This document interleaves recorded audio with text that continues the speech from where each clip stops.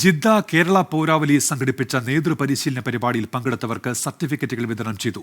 Spontaneous 2024 എന്ന പേരിൽ വ്യക്തിത്വ വികസനം, ആശയവിനിമയം, മീഡിയ സ്കിൽസ് തുടങ്ങിയ വിവിധ വിഷയങ്ങളിലാണ് പരിശീലനം നൽകിയത്.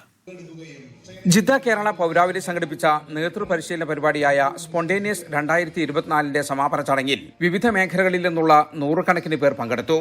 വിദ്യാഭ്യാസ രംഗത്ത് ഉയർന്ന ബിരുദങ്ങൾ കരസ്ഥമാക്കിയാലും സോഫ്റ്റ് സ്കിൽ പരിശീലനം നേടണമെന്ന് പരിപാടിയിൽ പങ്കെടുത്തവർ അഭിപ്രായപ്പെട്ടു. മതിയായ വിദ്യാഭ്യാസം ഉണ്ടായിട്ടും തൊഴിൽ മേഖലയിലും നേതൃതലങ്ങളിലും പലരും പരാജയപ്പെടാൻ കാരണം പ്രായോഗിക പരിശീലനത്തിന്റെ അഭാവമാണെന്നും ചടങ്ങിൽ പങ്കെടുത്തവർ പറഞ്ഞു. വ്യക്തിത്വ വികസനം, ആശയവിനിമയം, മീഡിയ സ്കിൽസ്, പ്രവാസിക്ഷേമം, ബേസിക് ലൈഫ് സപ്പോർട്ട്, സംഘടനാ നിർവഹണം, ഈവന്റ് മാനേജ്മെന്റ് എന്നീ വിഷയങ്ങളിലാണ് തെരഞ്ഞെടുക്കപ്പെട്ടവർക്കായി പരിശീലനം നൽകിയത്. പരിശീലനം പൂർത്തിയാക്കിയ 44 പേർക്ക് ചടങ്ങിൽ സർട്ടിഫിക്കറ്റുകൾ വിതരണം ചെയ്തു. നേതൃത്വം നൽകിയ പരിശീലകരെ സമാപന വേദിയിൽ ആദരിച്ചു. വിവിധ കലാപരിപാടികളും അരങ്ങേറി.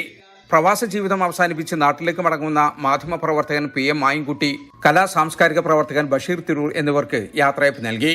പൗരാവലി ചെയർമാൻ കബീർ കൊണ്ടോട്ടി അധ്യക്ഷനായിരുന്നു. ഷെരീഫ് അറക്കൽ സ്വാഗതവും മൻസൂർ വയനാട് നന്ദിയും പറഞ്ഞു. ജലീൽ കണ്ണമംഗലം, 24 ജിദ്ദ. വിധി ദിനത്തിൽ 24 മാജിക് ജൂൺ 4 ചൊവ്വാഴ്ച രാവിലെ 5 മണി മുതൽ 24-ൽ.